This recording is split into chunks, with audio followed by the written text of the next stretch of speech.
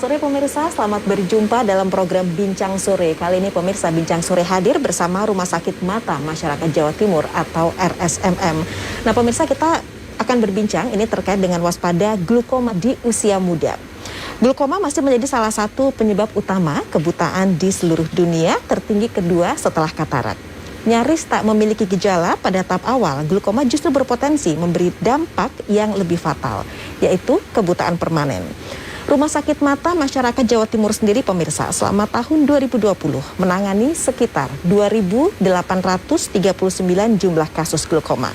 Nah, apa saja resiko penyakit, gejala, dan juga bahaya glukoma? Sore hari ini pemirsa dalam program Bincang Sore kita akan berbincang dengan Dr. Rika Agustanti, spesialis mata. Selamat sore Dr. Rika. Ya. Dan juga Dr. Akwirina Sesari Putri, spesialis mata. Dr. Akwirina, selamat sore. Selamat sore. Terima kasih Dr. Rika, Dr. Akwirina sudah bersedia hadir di studio JTV sore hari ini. Dan pemirsa, beliau adalah dokter spesialis mata Rumah Sakit Mata Masyarakat Jawa Timur. Baik, Dr. Rika, ini kalau kita bicara mengenai gangguan penglihatan yang banyak ditemukan di Indonesia, terutama untuk di Jawa Timur sendiri ini Dr. Rika. Untuk gangguan penglihatan sih memang yang pertama memang terbesar masih katarak ya. Glaukoma masuk top 3 biasanya ya. Glaukoma, diabetes katarak, diabetik retinopati, dan glaukoma masuk top 3 penyebab kebutaan yang terbesar gitu. Oke, baik. Top 3-nya tapi penyebab kebutaan begitu ya dokter ya? Ya, penyebab kebutaan yang permanen kalau permanen ya, buta karena glaukoma. Baik.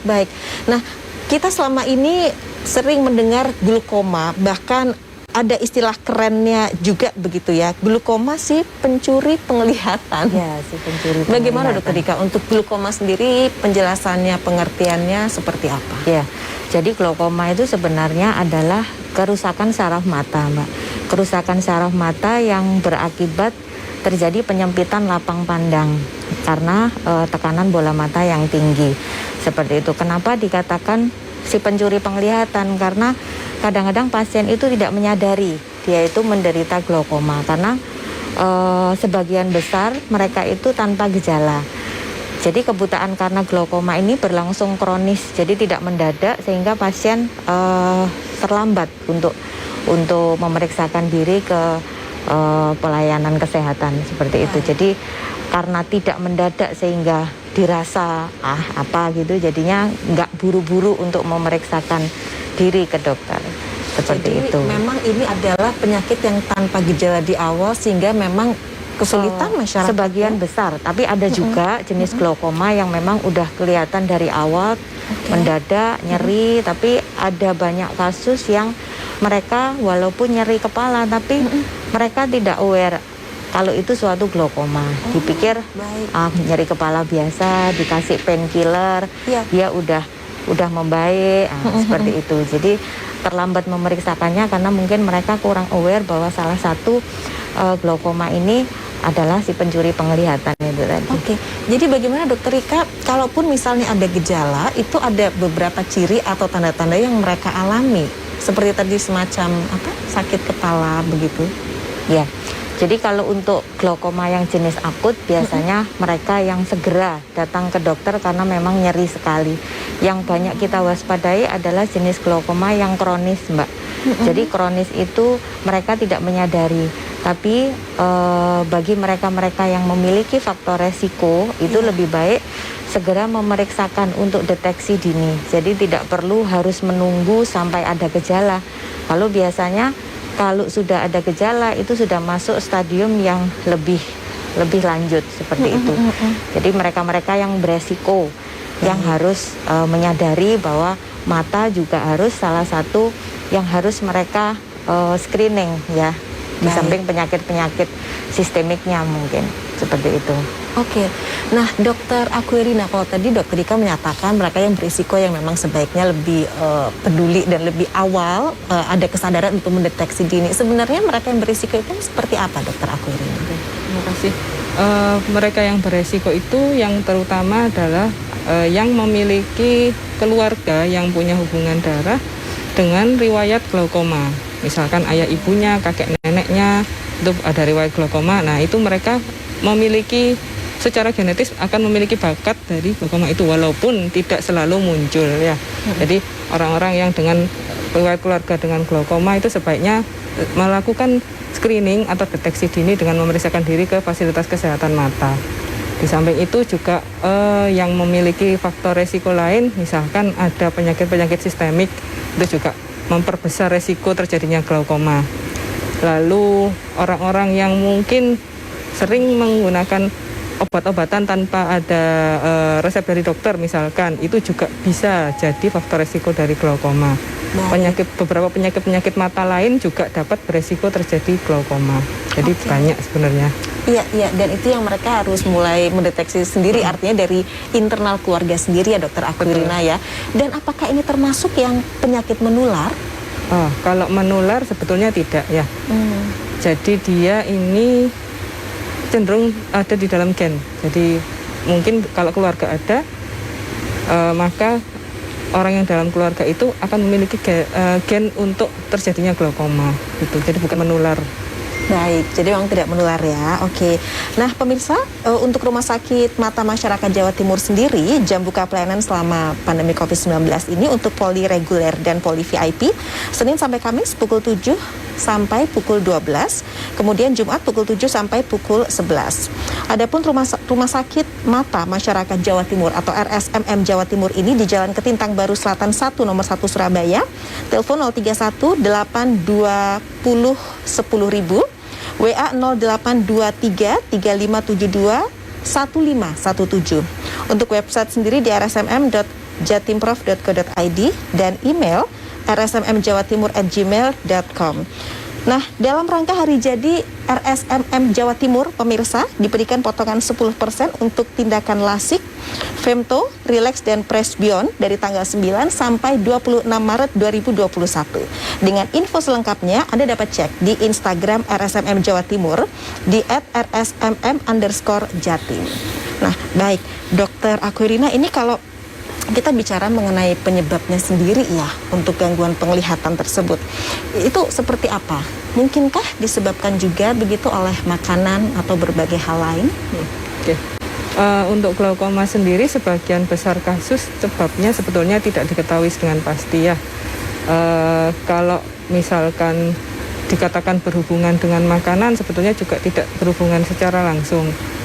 Namun beberapa kondisi-kondisi yang seperti saya sebutkan tadi itu akan memperbesar risiko terjadinya glaukoma walaupun belum tentu akan terjadi glaukoma. Jadi sebagian besar ya memang tidak ada penyebab yang terkait langsung dengan glaukoma. Gitu. Oke.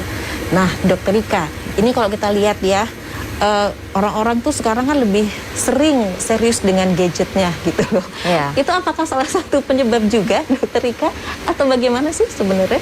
Untuk penyebab secara langsung enggak ya Mbak ya. Mungkin hubungannya adalah karena penyebab gadget mungkin, jadi mata itu lelah karena berakomodasi terus.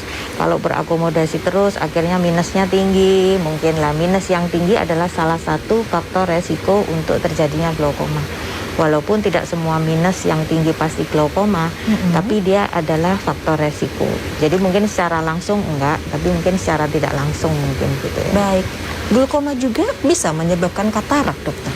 Sebenarnya glaukoma dan katarak itu berbeda sebenarnya. Cuman ada penyakit-penyakit yang ada jenis glaukoma yang disebabkan katarak juga ada. Tapi tidak semua katarak menyebabkan glaukoma gitu. Tapi jadi dua penyakit yang berbeda sih sebenarnya. Tidak saling mempengaruhi. Hanya ada beberapa kasus yang memang kebetulan bersamaan. Begitu. Oke, baik. Jadi itu tadi ya Dokter Rika ya, artinya mereka-mereka yang memiliki faktor resiko untuk terkena glaukoma itu mereka juga harus benar-benar lebih aware. Seperti yang tadi sudah disampaikan oleh Dokter Aquirina, ada beberapa hal tadi, termasuk ketika saudara atau orang tua juga pernah terkena glaukoma. Iya, seperti itu. Jadi dipersilakan untuk lebih secara dini deteksi, lebih dapat kita mencegah untuk terjadinya kebutaan yang permanen. Oke. Ada nggak sih Dokter Rika ini penyakit tertentu seperti diabetes atau hipertensi begitu yang juga nanti bisa menyebabkan glaukoma juga? Ya, itu kan juga termasuk salah satu faktor resiko. Ya, jadi salah satu pasien yang beresiko adalah pasien-pasien dengan penyakit sistemik, yaitu diabetes, hipertensi, itu yang banyak seperti itu. Makanya pasien-pasien dengan diabetes sama hipertensi wajib hukumnya untuk memeriksakan ke dokter mata untuk melihat kondisi saraf matanya. Oke. Salah satunya dua penyakit itu ya, maksudnya ya. Baik, pemirsa silakan Anda bisa bergabung bersama kami dalam program Bincang Sore bersama Rumah Sakit Mata Masyarakat Jawa Timur kali ini di 031-8294-111 dan juga 031-829-2111. Lewat WhatsApp juga bisa di 081-213-2410-504. Tetaplah bersama kami pemirsa, karena program Bincang Sore bersama Rumah Sakit Mata Masyarakat Jawa Timur masih akan kembali hadir ke hadapan Anda.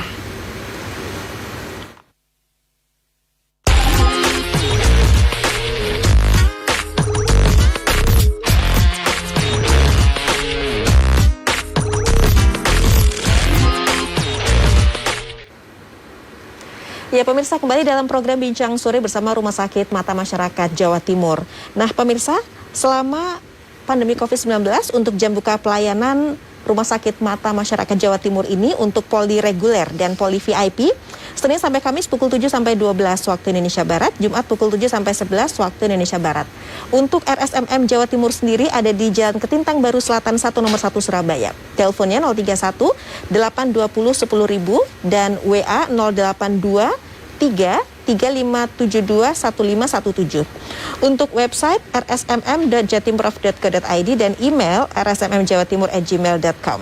Dalam rangka Hari Jadi RSMM Jawa Timur, pemirsa, diberikan potongan 10% untuk tindakan lasik, femto, relax dan presbyon dari tanggal 9 sampai 26 Maret 2021. Dengan info selengkapnya Anda bisa cek di Instagram RSMM Jawa Timur @rsmm_jatim. Baik, Dokter Aquirina, ini kalau kita bicara mengenai jenis-jenis dari glaukoma sendiri dan juga faktor resikonya, seperti apa? Sebenarnya ada banyak sekali pembagian jenis-jenis glaukoma. Ada yang seperti Dokter Rika bilang tadi, yang datang dengan nyeri mendadak, itu berarti glaukoma yang akut. Kemudian yang glaukoma yang istilahnya lebih lama atau glaukoma yang kronis, itu yang biasanya tidak ada gejala pada awalnya, tetapi menimbulkan kebutaan juga pada akhirnya bisa terjadi. Kemudian yang kedua, berdasarkan terjadinya atau berdasarkan penyebabnya, itu bisa dibagi menjadi primer dan sekunder. Primer itu artinya glaukoma yang biasanya terjadi pada orang-orang yang lanjut usia, yang terjadi murni glaukoma saja atau glaukoma yang asli. Kalau glaukoma sekunder itu artinya glaukoma yang disebabkan oleh suatu kondisi yang lain, misalkan karena faktor risiko adanya penyakit sistemik, diabetes maupun hipertensi. Baik. Yang disebabkan karena penyakit lain, misalkan contoh katarak, atau ada keradangan pada mata, atau akibat penggunaan obat-obatan yang tidak rasional, itu juga bisa dibagi seperti itu. Kemudian kalau berdasarkan usia juga bisa pada usia yang lanjut, juga ada tipe glaukoma yang seperti yang tadi saya sebutkan yang primer itu bisa juga terjadi pada usia muda maupun usia anak-anak, bahkan kadang-kadang bayi. Bayi juga bisa terkena. Oke, baik. Baik, Dokter Aquirina, ini sudah ada pemirsa yang bergabung melalui WA, Irfan di Surabaya. Glaukoma itu apa bisa mengancam lansia di atas 50 tahun? Kemudian kapan kita punya resiko terkena glaukoma? Silakan ditanggapi Dokter Aquirina. Terima kasih atas pertanyaannya, Mas Irfan ya. Memang sebagian besar kasus glaukoma adalah mereka-mereka yang usianya di atas 50 tahun. Apalagi yang punya riwayat keluarga dengan glaukoma, yang punya penyakit sistemik, misalkan seperti diabetes maupun hipertensi pun seperti itu. Jadi akan meningkatkan resiko terjadinya glaukoma. Kalau usia tua dengan sistemik pada diabetes maupun hipertensi, itu juga akan meningkatkan resikonya. Oh, oke, baik. Jadi itu tadi ya, Dokter Aquirina ya. Jadi kapan punya resiko terkena glaukoma pun, ya, itu bisa harus lebih diwaspadai lebih awal. Maksudnya seperti itu ya. Kalau misalkan masih anggota keluarga yang masih lebih muda punya anggota keluarga yang usia tua dengan riwayat glaukoma, maka sebaiknya ya melakukan deteksi dini atau segera memeriksakan diri aja. Walaupun belum tentu muncul, tapi tidak ada salahnya kita memeriksa sedini mungkin lah. Baik, sebagai pencegahan juga paling tidak harus lebih tahu nanti langkah selanjutnya seperti apa, begitu ya. Nah, tapi apakah glaukoma ini bisa disembuhkan? Kalau kita bicara kesembuhan kembali lagi seperti dahulu atau kembali seperti semula kondisi saraf matanya, tidak bisa, Mbak. Tapi yang bisa kita lakukan adalah mencegah atau menghambat faktor resikonya. Misalkan dalam hal ini biasanya yang kita lakukan adalah menurunkan tekanan bola mata, karena faktor resiko terbesar adalah tekanan bola mata yang tinggi. Itu semakin tinggi dan tidak tertangani akan semakin merusak saraf mata. Jadi itu yang bisa kita lakukan, menurunkan tekanan bola mata baik dengan obat maupun dengan tindakan kalau memang diperlukan. Gitu. Oke, baik. Nah, kalau kita bicara mengenai penanganan sendiri untuk pasien glaukoma di Rumah Sakit Mata Masyarakat Jawa Timur, Dr. Akurina dan Dr. Rika, ini bagaimana kalau kita bicara mengenai fasilitasnya sendiri, mulai dari pemeriksaan, tindakan, operasi, seberapa lengkap sebenarnya penanganannya untuk pasien glaukoma? Oh iya, jadi apabila seseorang didiagnosa glaukoma atau seseorang dengan riwayat keluarga yang ingin melakukan screening, pertama-tama harus kita pemeriksaan lengkap, mulai dari pemeriksaan tajam penglihatan. Setelah itu yang paling penting adalah pemeriksaan tekanan bola mata. Dari situ kita bisa pilih, kalau misalnya tekanan bola matanya tinggi, mungkin bisa langsung kita arahkan untuk melakukan pemeriksaan diagnostik yang lebih lanjut. Di antaranya mungkin pemeriksaan dari saraf mata. Pemeriksaan saraf mata dalam keadaan pupil mata yang lebar untuk mendeteksi adanya kerusakan saraf mata. Atau bisa juga dengan foto. Dengan foto di RSMM kita juga sudah memiliki fasilitas untuk foto untuk pada kasus-kasus glaukoma. Nanti dilihat juga, kita tentukan jenis glaukoma yang mana. Lalu setelah itu kita akan menentukan terapi apa yang sebaiknya kita berikan untuk pasien tersebut. Jadi masing-masing pasien berbeda. Mungkin ada pasien dengan glaukoma yang masih awal, di mana tekanan bola matanya masih terkontrol, lalu saraf matanya masih lumayan banyak yang bagus, sehingga kita mungkin hanya memerlukan medikamentosa atau dengan terapi obat saja. Atau ada kasus lain, misalnya glaukomanya kok kita lihat dari hasil foto, hasilnya sudah moderate gitu, mungkin perlu kita tambahkan terapi laser. Nanti kalau misalnya masih membandel juga, mungkin dengan pembedahan. Itu semua sudah kita bisa lakukan di RSMM. Oke, jadi memang tergantung juga dengan keluhan begitu ya, Dokter Ika, yang memang diderita. Pemeriksaan pada saat tergantung kasus pada saat ketemu dengan kita. Maksudnya semakin dini kita menemukan kasus itu, kita semakin punya banyak waktu untuk mencegah ke arah kebutaan. Seperti tadi dijelaskan bahwa glaukoma itu tidak bisa sembuh, ya, menimbulkan kebutaan permanen, tapi kita dapat mencegah untuk progresivitasnya. Jadi mencegah jangan sampai jatuh ke arah kebutaan. Kalau sudah jatuh ke arah kebutaan, ya udah tidak bisa banyak yang kita lakukan seperti itu. Baik. Kalau selama ini bagaimana prosentasenya, banyakkah yang mereka sudah kronis atau mungkin masih ada juga yang di awal-awal itu? Ya, ada juga yang awal-awal, ada juga yang membuat kita sedih, yang datang ke kita udah dalam keadaan yang udah lanjut, yang udah kita tidak bisa banyak melakukan tindakan untuk mencegah ke arah kebutaan. Kalau misalnya seperti itu, ya mungkin kita hanya konservatif aja untuk menjaga penglihatan yang ada sekarang ini supaya tidak bertambah buruk, begitu saja.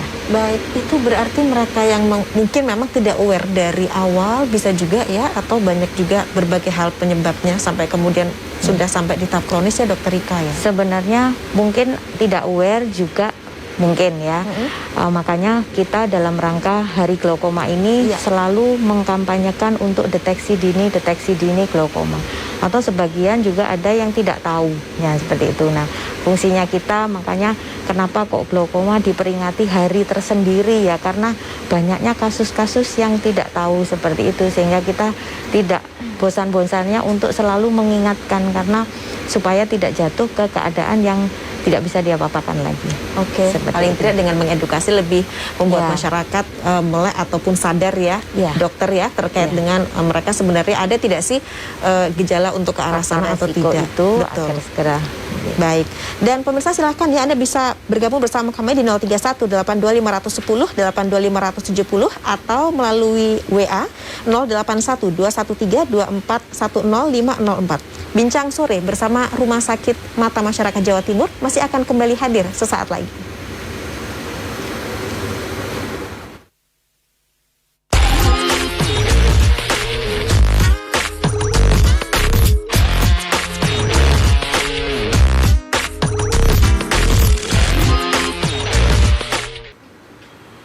Ya pemirsa, saat ini dalam program Bincang Sore Anda tengah menyaksikannya bersama Rumah Sakit Mata Masyarakat Jawa Timur atau RSMM Jawa Timur.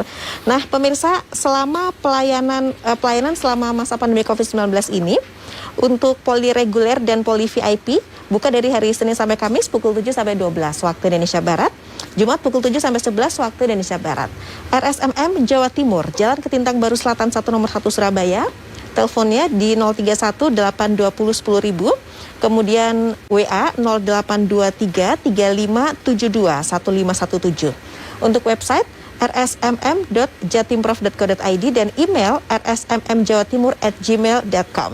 Dalam rangka Hari Jadi RSMM Jawa Timur, pemirsa, diberikan potongan 10% untuk tindakan lasik, femto, relax, dan presbyon dari tanggal 9 sampai 26 Maret 2021. Dengan info selengkapnya, Anda bisa cek di Instagram RSMM Jawa Timur di @rsmm_jatim.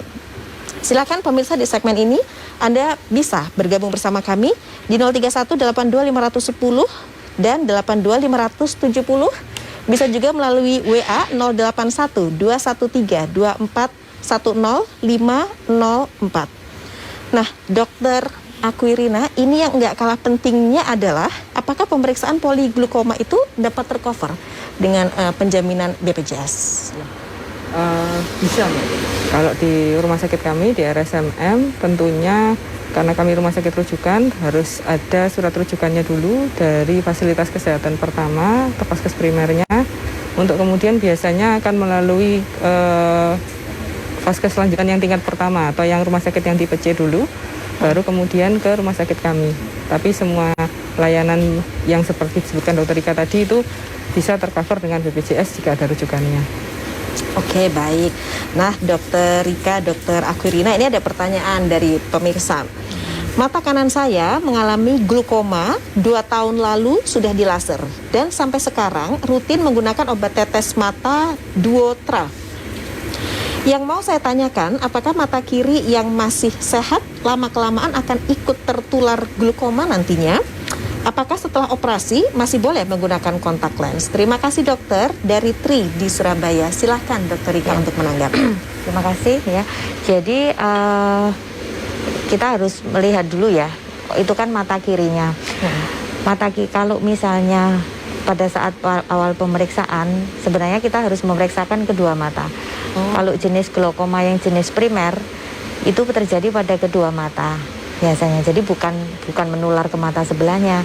Beda kalau jenis glaukoma sekunder, jadi dia itu karena penyebab yang lain. Kalau itu memang karena glaukoma sekunder, biasanya tidak menyerang mata sebelahnya. Makanya tadi Mbak itu nggak tahu gimana kondisi yang kanan, apakah juga diberikan terapi glaukoma atau tidak. Kalau mestinya dokter yang menangani sebelumnya sudah punya pertimbangan sendiri kenapa hanya salah satu mata aja yang diobati, kemungkinan itu suatu glaukoma yang jenis sekunder, kemungkinan. Baik. Gitu. Oke. Nah, ini kalau setelah operasi masih boleh menggunakan kontak lens? Operasinya operasi apa ya Mbak ya? Nggak jelas juga karena banyak macam-macam dari operasi glaukoma juga sih. Gitu, iya. Yang dimaksud operasi itu kurang jelas ya, mungkin bisa lewat telepon nanti ya, bisa langsung menghubungi RSMM juga begitu ya, atau mungkin bisa langsung datang saja operasi apa sekalian gitu. Betul, supaya maksudnya lebih jelas juga. Dan juga dua-duanya bisa ada penanganan yang lebih jelas lagi ya, Iya, Dokter Rika seperti pastinya itu. ya. Memang kita mungkin ini hanya awal pengenalan, tapi Iya. untuk masuk ke yang lebih lanjut memang kita harus tetap mengadakan pemeriksaan. Oke, baik. Nah, Dokter Aquirina, ini kalau terkait pasien glukoma yang membutuhkan pengobatan dan kontrol ya, ini secara periodik yang ke RSMM ini, bagaimana sih tingkat keamanan pasien kalau berobat ke RSMM Jawa Timur ini? Memang dalam masa pandemi ini rumah sakit kami tentu sudah menerapkan protokol kesehatan ya. Penggunaan masker diwajibkan bagi pasien maupun pengunjung yang mengantar. Kemudian akan di screening juga saat masuk. Kemudian tentunya untuk penggunaan alat yang kami gunakan untuk pemeriksaan juga rutin dibersihkan. Begitu juga dengan ruangannya. Jadi saya rasa tidak perlu khawatir jika ingin memeriksakan diri ke RSMM dalam masa pandemi ini. Oke, Dokter Rika, memang salah satunya melalui talk show ini adalah mengedukasi juga bagi masyarakat begitu ya untuk mendeteksi dini terkait dengan glukoma ini.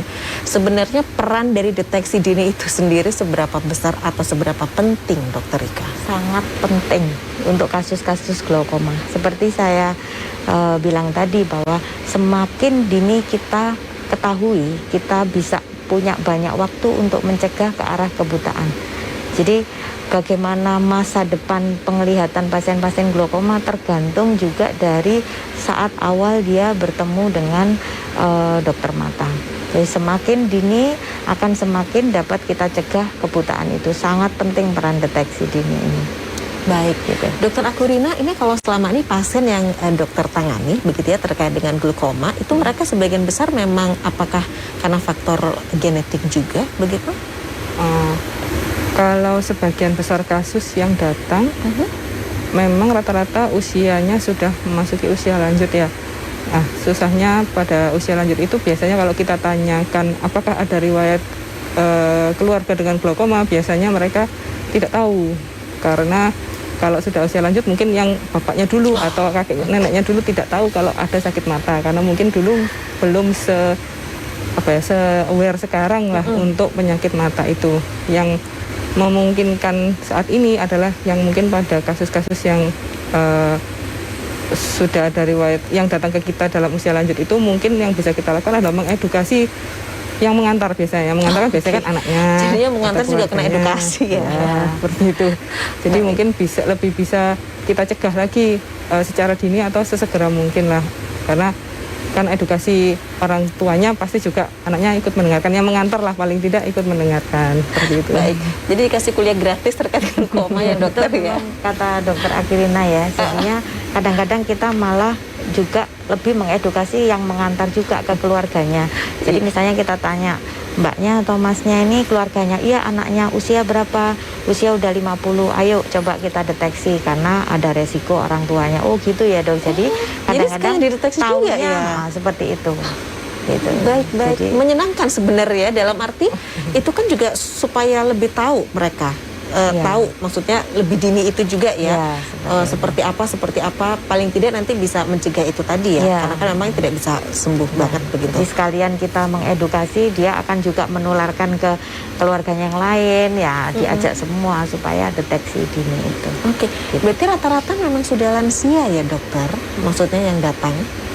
Ya sebagian besar sudah lanjut usia, tapi ada juga yang masih usia produktif, usia muda. Ada juga cukup banyak juga. Biasa mereka karena apa kalau yang itu? Maksudnya ada faktor resiko penyakit kah atau seperti apa? Bermacam-macam sih sebetulnya. Mungkin jarang ya yang secara langsung bilang ada riwayat glaukoma di keluarga. Kemudian melakukan screening itu sebetulnya ada tapi masih jarang. Tapi yang sudah datang ke kita dalam usia produktif dengan glaukoma itu bisa jadi yang sudah mempunyai faktor risiko seperti minus tinggi seperti yang disebutkan dokter Rika tadi bisa. Kemudian biasanya penggunaan obat-obatan yang tidak atas anjuran dokter itu kadang-kadang juga beresiko terjadi glaukoma sekunder. Rata-rata kalau usia produktif seperti itu kasus-kasusnya. Itu ya. Oh oke, baik. Nah kalau dokter Rika sendiri melihat dari pasien-pasien yang datang, yang berobat, Bagaimana sih kesadaran mereka akan deteksi dini glaukoma saat ini? Masih rendahkah atau sudah bisa kita apresiasi bahwa mereka sudah sangat sadar begitu dokter? Seperti apa? Dengan gencarnya kita selalu mengkampanyekan tentang bahaya glaukoma ini, responnya udah semakin membaik. Jadi jarang yang sudah kita temukan kasus dalam keadaan yang neglected, yang maksudnya yang tidak bisa diapa-apakan, sudah lumayan. Makanya tapi kita tetap terus mengkampanyekan ini dengan secara terus-menerus. Oke, dan yang pasti Dokter Rika, penegasan bahwa RSMM Jawa Timur sendiri aman begitu ya di masa pandemi COVID ini bagi mereka yang ingin berobat. Ya, jadi tetap kita selalu mengutamakan untuk protokol kesehatan ya. Jadi memang jangan takut untuk memeriksakan diri. Untuk pasien-pasien glaukoma, kadang-kadang memang glaukoma mau nggak mau tetap harus rutin kontrol. Kadang-kadang mereka takut kontrol karena pandemi seperti ini, akhirnya tahu-tahu sudah terjadi perburukan. Nah itu makanya saya himbau juga tetap kontrol, insya Allah aman. Kita Rumah Sakit Mata Masyarakat selalu menerapkan protokol kesehatan. Oke, baik, luar biasa. Dan pemirsa silahkan ya, Anda bisa bergabung di segmen selanjutnya di 031 82510 82570. Selain melalui telepon, Anda juga bisa WA kami di 081 213 2410504. Nah, Bincang Sore bersama Rumah Sakit Mata Masyarakat Jawa Timur masih akan kembali hadir sesaat lagi pemirsa.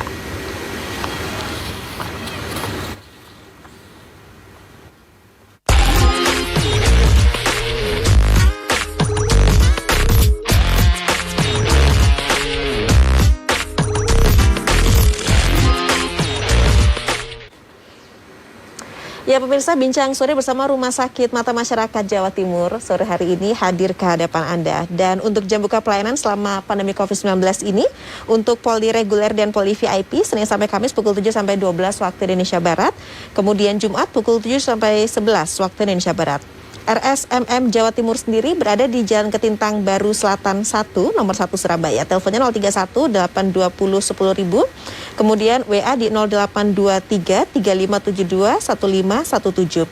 Untuk websitenya sendiri pemirsa di rsmm.jatimprov.co.id dan email rsmmjawatimur@gmail.com. Dalam rangka hari jadi RSMM Jawa Timur diberikan potongan 10% untuk tindakan lasik, Femto, Relax, Press Beyond dari tanggal 9 sampai 26 Maret 2021 dengan info selengkapnya pemirsa. Anda dapat cek Instagram RSMM Jawa Timur di @rsmm_jatim. Nah silakan pemirsa, Anda bisa menghubungi kami di 031 82510 82570. Bisa juga melalui WA 081 213 2410 504. Dokter Rika, ini kalau kita bicara juga mengenai penanganannya sendiri ya, itu ada mulai dari pemeriksaan, tindakan, kemudian sampai operasi, begitu ya dokter? Ya. Untuk operasi sendiri seperti apa? Operasi tergantung jenis glaukomanya Mbak. Ada udah banyak jenis-jenis operasi. Untuk tipe-tipe glaukoma memang berbeda-beda. Intinya adalah gimana caranya tekanan bola mata itu bisa turun. Ada banyak operasi yang telah kita lakukan, antara lain operasi iridektomi, operasi trabekulektomi, bahkan yang terbaru operasi untuk pemasangan implan drainase glaukoma. Itu sudah bisa kita lakukan di RSMM, seperti itu. Oke, baik. Jadi bisa dilakukan di RSMM Jawa Timur ya, Bisa. Dokter Rika ya. Sudah. Nah, kalau setelah operasi tetap tidak dapat mengembalikan penglihatan, Ya, tujuan operasi adalah intinya adalah untuk menurunkan tekanan bola mata. Karena dengan peningkatan tekanan bola mata akan semakin merusak saraf matanya yang memperburuk gangguan penglihatannya. Jadi prinsip dari penanganan glaukoma ini adalah kita mencegah progresivitas, mencegah perburukan atau ke arah kebutaan. Tapi kita tidak bisa mengembalikan seperti semula. Nah, seperti itu, Mbak. Jadi kita mencegah progresivitas, tetap mempertahankan penglihatan yang ada sekarang ini, seperti itu. Oke, memang tidak bisa kembali seperti semula. Tidak bisa kembali seperti semula, kan namanya kebutaan permanen. Tapi kita hanya mencegah supaya tidak lebih buruk lagi atau tidak sampai terjadi ke kebutaan. Baik. Dokter Aquirina, ini sebenarnya apa yang harus dilakukan sih untuk melindungi kesehatan mata kita dari kebutaan akibat glaukoma? Untuk melindungi kesehatan mata, sebetulnya hal-hal yang sederhana yang bisa kita lakukan adalah yang pertama, kalau kita tahu kita punya faktor resiko, kita segera melakukan deteksi dini atau memeriksakan diri. Kemudian tentunya mata seperti organ yang lainnya juga memiliki memiliki batas lah. Jadi memang sebaiknya tidak memaksakan diri. Kalau sudah mata terasa lelah, terasa capek, juga perlu istirahat mata itu. Kemudian tentunya menjaga pola hidup sehat itu juga penting. Menjaga makanan juga penting. Kalau sudah ada glaukoma, itu sebaiknya sih itu tadi harus rutin kontrol, dan mungkin juga melibatkan keluarga ya, karena kalau glaukoma itu kan sifatnya kronis atau menahun atau bahkan seumur hidup ya. Jadi juga harus ada support dari keluarga. Oke, baik. Kembali saya akan mengundang Anda pemirsa untuk bergabung di 031825010 atau 82570. Untuk WA sendiri pemirsa, Anda bisa menyampaikan pertanyaan Anda di 082132410504. Saat ini kami bersama Dr. Rika Agustanti, spesialis mata, dan juga Dr. Aquirina Sesari Putri, spesialis mata, di mana beliau merupakan dokter spesialis mata RSMM Jawa Timur. Jadi beliau berdua merupakan dokter spesialis mata RSMM Jawa Timur, pemirsa. Baik, Dr. Rika, Dr. Aquirina, ini ada pertanyaan lagi dari Tri di Surabaya. Apakah ada pantangan untuk penderita glaukoma, misalnya makanan atau olahraga berat? Dan katanya faktor stres bisa jadi salah satu pemicu kenaikan tekanan bola mata. Apa benar, Dr. Rika? Bagaimana?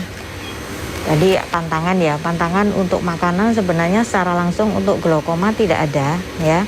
Justru mungkin pantangan dari penyakit sistemiknya, seandainya dia mempunyai diabetes atau hipertensi, jadi pantangan-pantangan dari penyakit sistemiknya.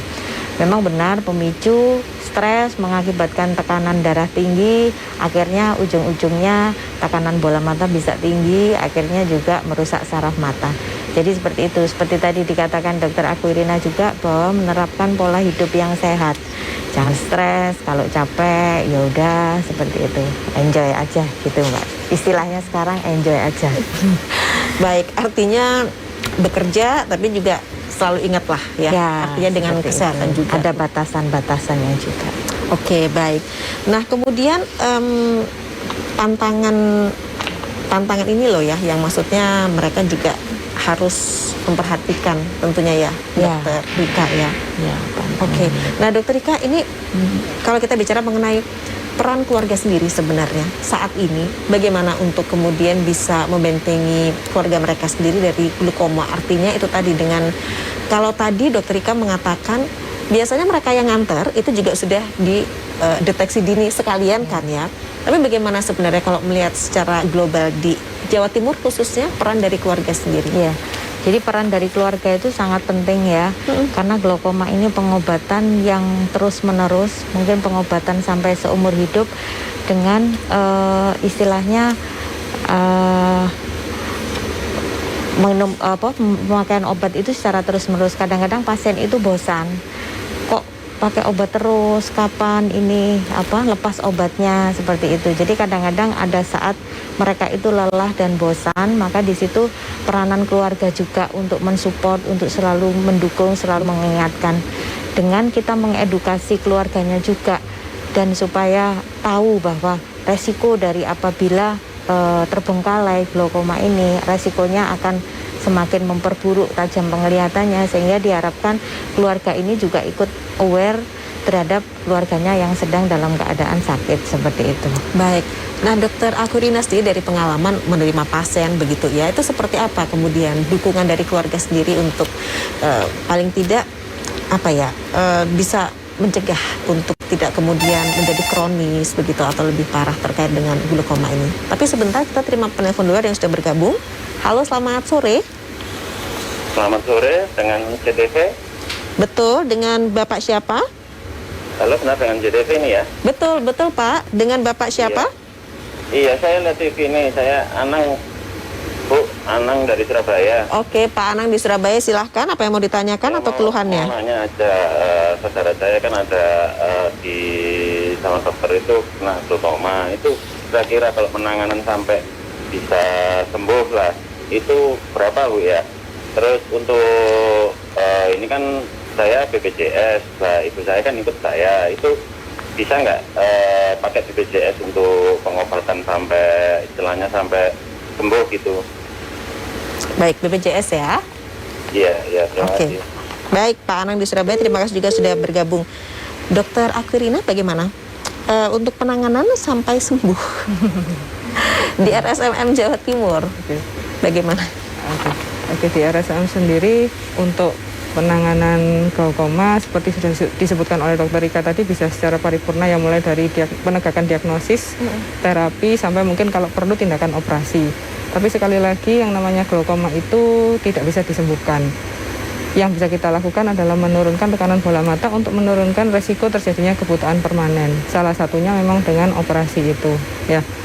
Untuk tindakan operasi sendiri seperti disebutkan tadi berbagai macam jenisnya, ya. Jika ada kartu BPJS, Iya. seperti sudah saya sebutkan tadi juga bisa dipergunakan, tapi tentunya dengan mendapatkan rujukan dulu dari fasilitas tingkat kesehatan yang pertama, untuk kemudian dirujuk ke tempat kita dulu. Gitu. Oke, baik. Jadi pada intinya bisa ya sebenarnya ya. Kalau penggunaan BPJS bisa, tapi glaukoma tetap tidak bisa disembuhkan. Ya itu yang memang maksudnya harus ditekankan juga begitu ya kepada masyarakat terkait dengan bisa sampai sembuh atau bagaimana begitu. Nah, Dokter Aquirina menyambung yang tadi, kalau bagi Dokter Aquirina sendiri dengan pengalaman begitu selama ini menerima pasien seperti apa, dukungan keluarga juga yang penting? Ya, tentunya ya seperti disebutkan tadi, dukungan keluarga tentu sangat penting dan harus seperti mengantarkan keluarganya untuk berobat itu kan juga suatu dukungan ya, suatu bentuk dukungan. Kemudian kalau di rumah mungkin bisa membantu mengingatkan pemakaian obat, itu juga bisa berupa suatu dukungan. Terus membantu pemakaian obat karena kadang-kadang kan pasien dengan glaukoma kan sudah mengalami keterbatasan penglihatan. Jadi kadang kalau obatnya banyak itu kadang mungkin agak bingung mana yang harus dipakai dan jam berapa dipakai, itu kan butuh dukungan dari keluarga juga ya. Selain itu kalau pasien atau keluarga tidak benar-benar memahami tentang penyakit ini, itu tentunya akan jadi takutnya terbengkalai keluarga dengan glaukomanya tadi. Jadi ya harus dipahami lah, benar-benar harus paham keluarga dan yang menderita glaukoma itu tentang bagaimana perjalanan penyakit glaukoma ini. Baik, termasuk berarti mereka keturunannya juga kalau memang sudah tahu ada orang tua atau mungkin kakek neneknya begitu ya. Itu mereka harus bisa lebih waspada lagi begitu. Tapi bagaimana sih sebenarnya kalau kita melihat dengan pengobatan yang terus-menerus, artinya itu bisa berdampak juga ya pasti ya Dokter Aquirina kepada pasien mungkin secara mental juga. Apa yang harus diperhatikan oleh keluarga khususnya?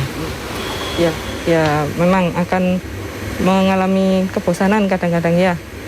Kok pakai obat terus tapi gini-gini aja kondisinya ya. Dari keluarga tentunya juga tidak boleh ikut bosan untuk mengingatkan ya. Kemudian kalau memang pasien itu masih dapat melakukan misalnya punya hobi, nah kalau masih bisa dilakukan ya tidak apa-apa. Kalau memang masih mampu melakukan, selama mampu ya untuk melakukan kesukaan olahraga ringan mungkin bisa lah ya, seperti jalan atau apa mungkin.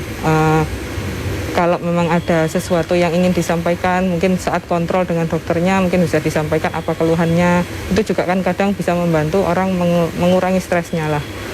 Gitu. Oke, artinya secara psikologis juga mereka bebas kok, berhak kok untuk bisa berkonsultasi juga begitu ya dokter ya, pastinya kalau terkait dengan glaukoma ini gitu ya.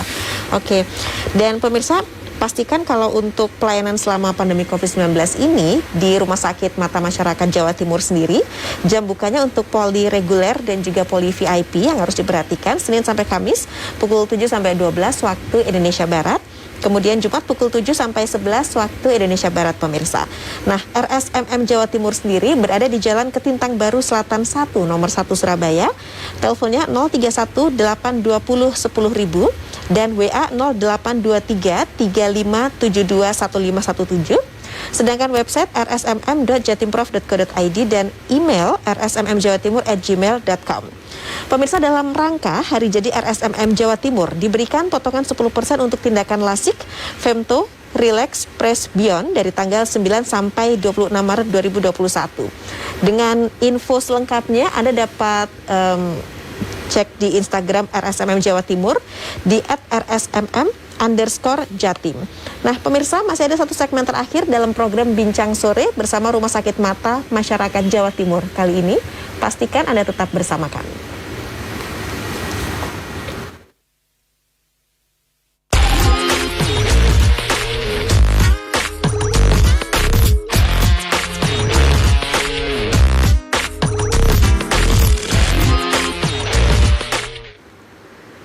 Ya pemirsa, terima kasih Anda masih menyaksikan program Bincang Sore bersama Rumah Sakit Mata Masyarakat Jawa Timur. Kali ini waspada glaukoma di usia muda.